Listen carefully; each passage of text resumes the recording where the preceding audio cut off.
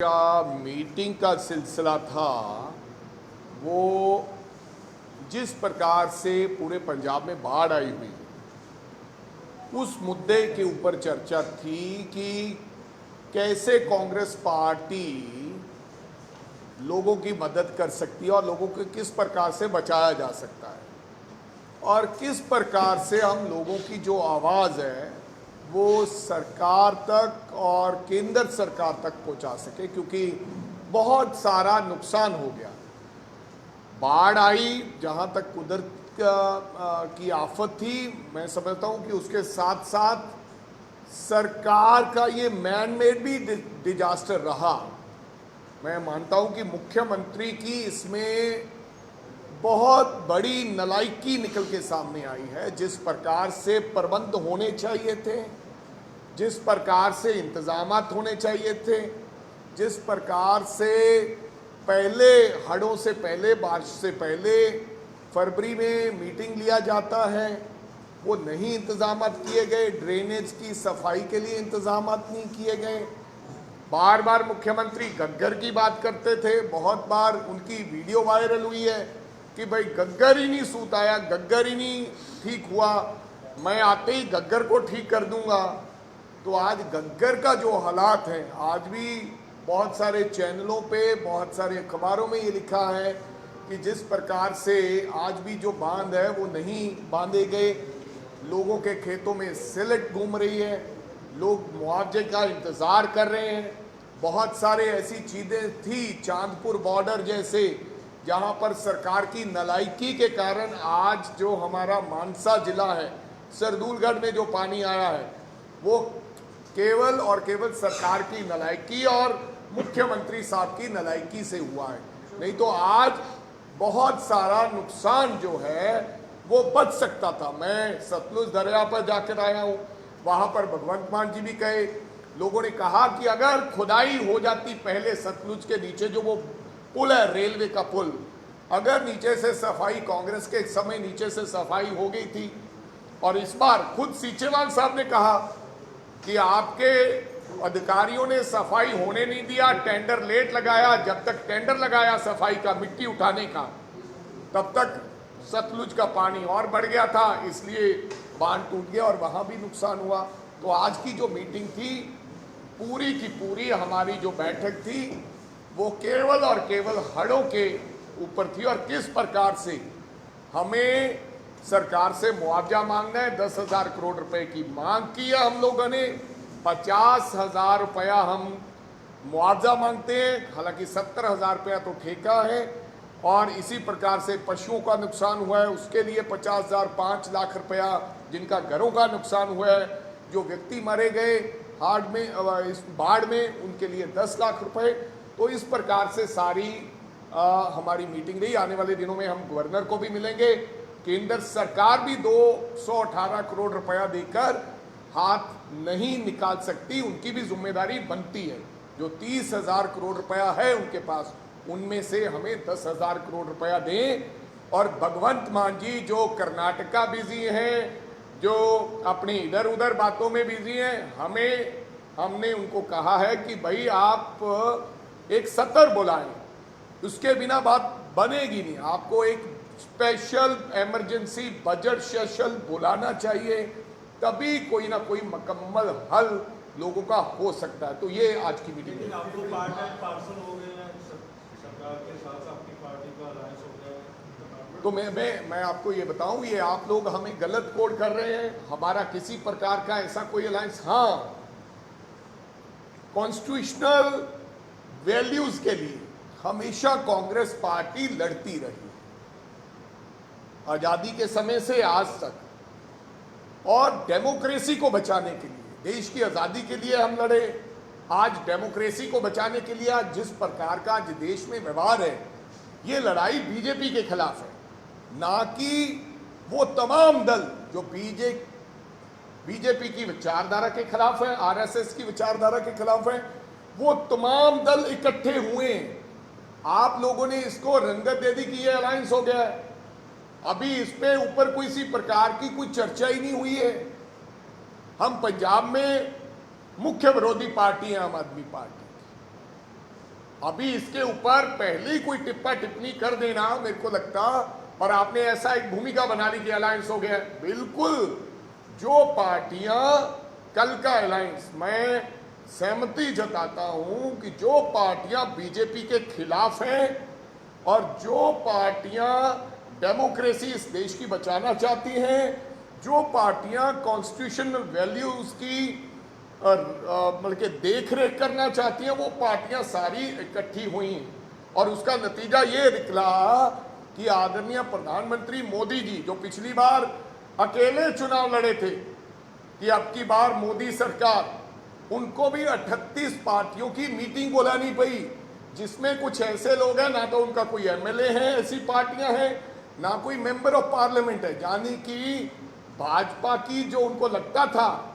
जमीन खिसकती हुई नजर आई। तो हम लोग अभी तक अलायंस की कहीं किसी प्रकार की, क्योंकि हमें भी विश्वास है कि अगर कोई ऐसी बात आएगी स्टेट्स के बीच में, स्टेटों में, तो पहले उनको स्टेट यूनिट से वो बात करेंगे, फिर कोई निर्णय होगा। लेकिन आप लोग उसको दूसरी तरफ मत लेके जाए।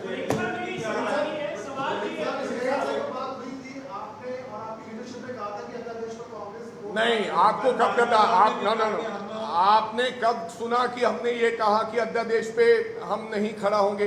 ये तो नो, सुनिए, अगर केजरीवाल साहब नहीं भी होते और कोई भी होता, ये ऑर्डिनेंस के खिलाफ बीजेपी के साथ हम जा ही नहीं सकते। और चाहे हमारी मुख्य विरोधी पार्टी है आम आदमी पार्टी, लेकिन हम बीजेपी के साथ कैसे जा सकते हैं? और कोई भी प्रकार, वो तो हमने हर मुद्दे पे बीजेपी के साथ लड़ाई लड़ी है। जहां जहां देश के अन्याय होगा, कॉन्स्टिट्यूशन तोड़ने की बात होगी, डेमोक्रेसी के खिलाफ बात होगी, उसके ऊपर हमने, केजरीवाल साहब हमसे मदद मांगते ना मांगते, फिर भी हमारा कर्तव्य बनता है कि हम लोग देश की उन ताकतों के खिलाफ खड़ा हो जो देश को तोड़ना चाहती है। This is not just because of उन्होंने हमारे से मांग मांगी, कोई भी और पार्टी भी होती, चाहे हमारी मुख्य विरोधी पार्टी होती। पंजाब कांग्रेस को जाने में ऐतराज तो नहीं है आम आदमी पार्टी के साथ? किस बात के लिए? पंजाब में भाई, अगर विशाल जी ऐसी कोई बात ही नहीं है, आज हमारी मुख्य विरोधी पार्टी है, हमारा रोज उनसे लड़ाई है, आज बहुत से ऐसे मुद्दे हैं, आज रोजाना हमारी सबसे ज्यादा लड़ाई किसकी, आप बताइए? आज आम आदमी की पार्टी के साथ लड़ कौन रहा है? सीधम सीधा भगवंत मान, मुख्यमंत्री पंजाब हमारे लोगों के साथ वेंडेटा कर रहे हैं। कौन लड़ रहा है? बीजेपी लड़ रही है, अकाली दल लड़ रहा है, हम लड़ रहे हैं। तो मेरे कहने का मतलब ऐसी किसी प्रकार की किंतु परंतु कहीं नहीं है। हम लड़ेंगे और हमें लड़ना आता है, लेकिन जहां सिद्धांतों की बात है, जहां देश की बात है, वहां देश पहले है। तो देश की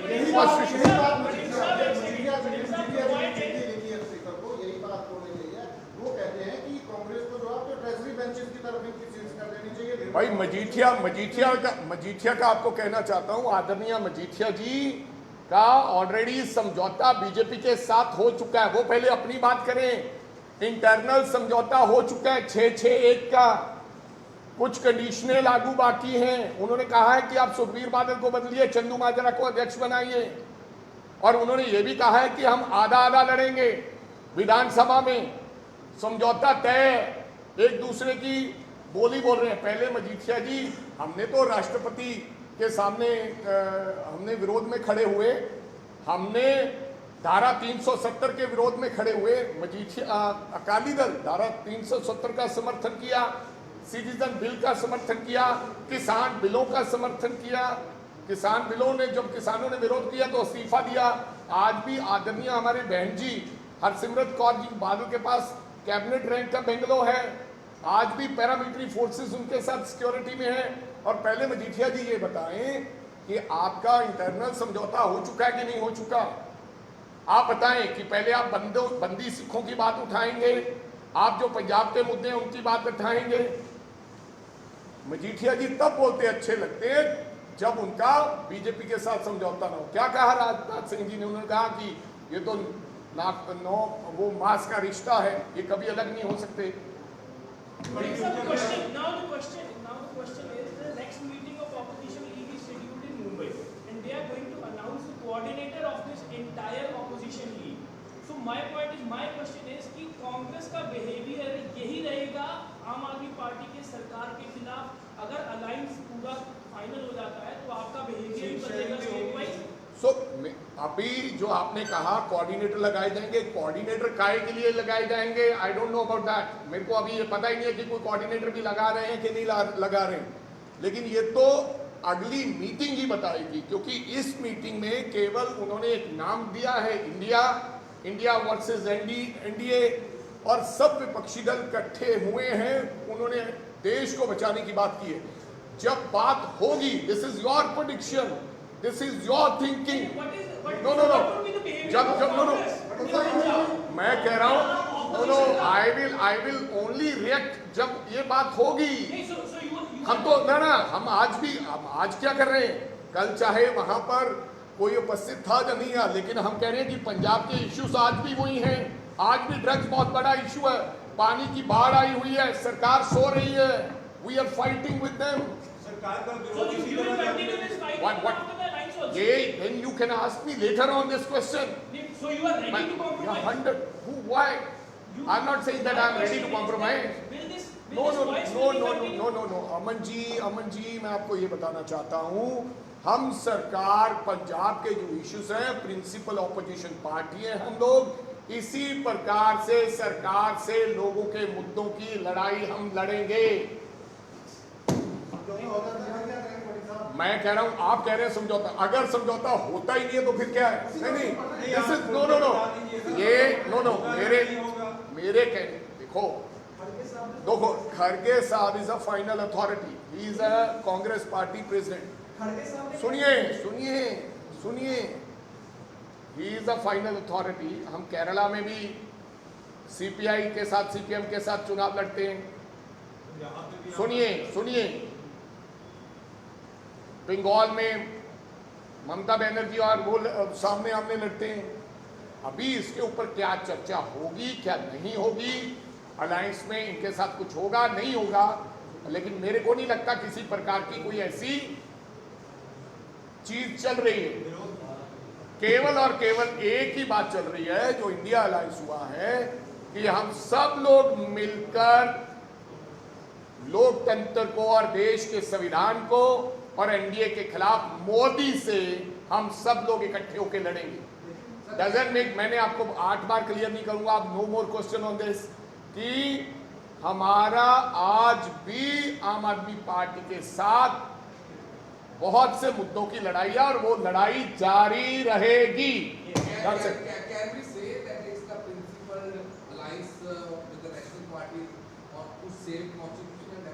Yeah, you can say this. But not at the ground level. I don't think so. How you will justify your No. It's let the situation come first. Then only I can justify it. No. I don't think so. That situation is going to come, and I don't need to justify myself.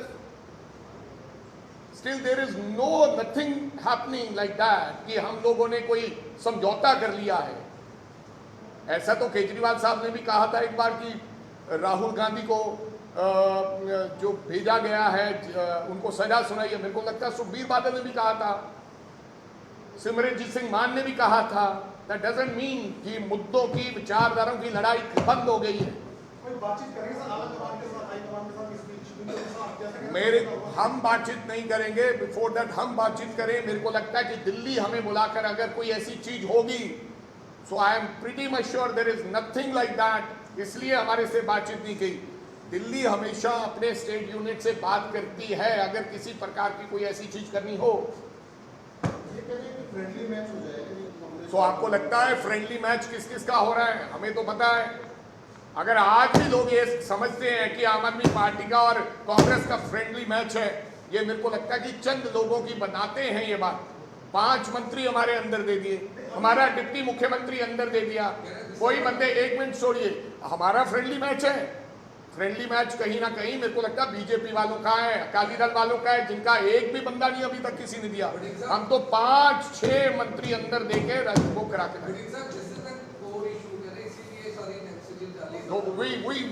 तो फिर तो बात ही खत्म होगी। आप कहते हो no this is not the core issue. हम आपको क्या लगता है कि किसी के सामने घुटने टेक देंगे? अगर हमारा बंदे का पकड़ दिया तो हम घुटने टेक देंगे? हम इसलिए तो कह रहे हैं, नहीं तो फिर हम कह दें कि ठीक है हमारा कोई विरोध नहीं है, तो कांग्रेस पार्टी जो फैसला करेगी ठीक है। हम कह रहे हैं कि मुख्य विरोधी पार्टी ये है और रहेगी। Thank you. Anything on Punjabi?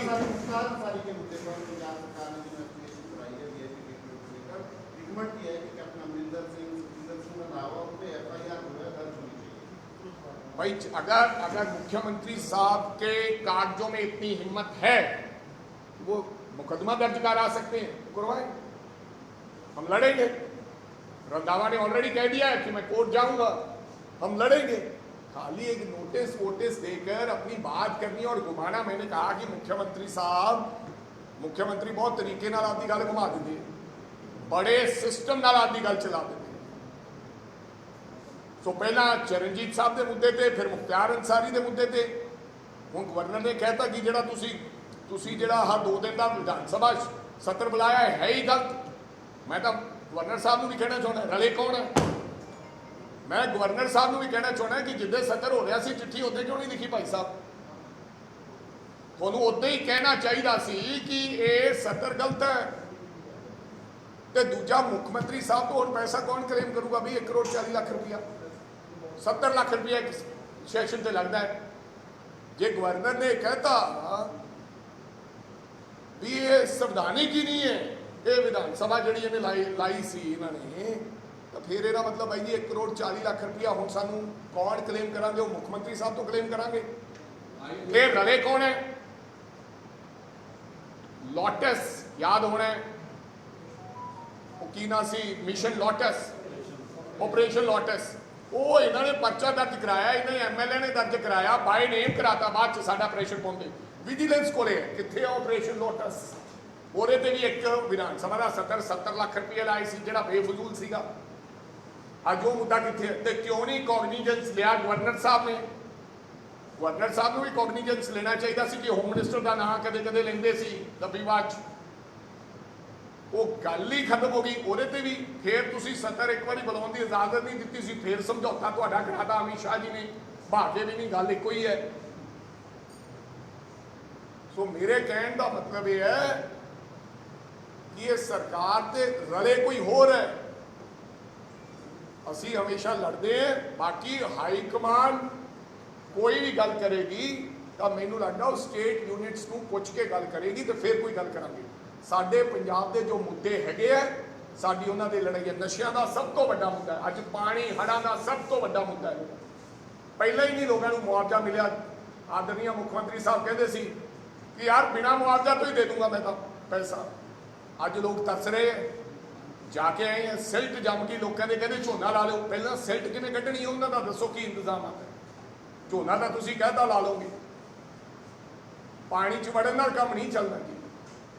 ਕੁਝ ਕਰਨਾ ਪੈਣਾ। ਜਿਹੜੇ ਪਸ਼ੂ ਡੰਗਰ ਮਰ ਗਿਆ, ਜਿਨ੍ਹਾਂ ਦੇ ਗਰੀਬਾਂ ਦੇ ਕੋਠੇ ਢਹਿ ਗਏ, ਇਸੇ ਕਰਕੇ ਕਹਿੰਦੇ ਕਿ ਸਪੈਸ਼ਲ ਬਜਟ ਸੈਸ਼ਨ ਮੁੱਖ ਮੰਤਰੀ ਨੂੰ ਬੁਲਾਉਣਾ ਚਾਹੀਦਾ ਤਾਂ ਜੋ ਪੰਜਾਬ ਦੇ ਲੋਕਾਂ ਨੂੰ ਰਾਹਤ ਦੇ ਸਕੇ।